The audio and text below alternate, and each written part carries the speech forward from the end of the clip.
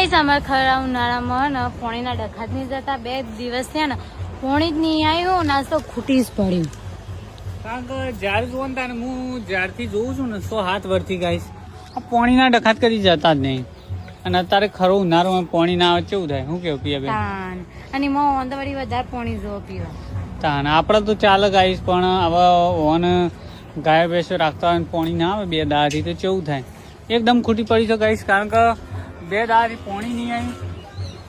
પીવાના છો આજે બધું ઓન શું પાવે એવા ડખા પડે છે અને અમારા ગામમાં ખરા 107 વર્ષથી આના આ ડખા છે વિચારો ગાઈસ 107 વર્ષથી આવાના આ પોણીના ડખા તો થાય શું હશે ગાઈસ પોણી હંગરી ન રાખવું ન ગાવા ડખા પડ્યું મોણા પોણી આવે એટલે હલ્લે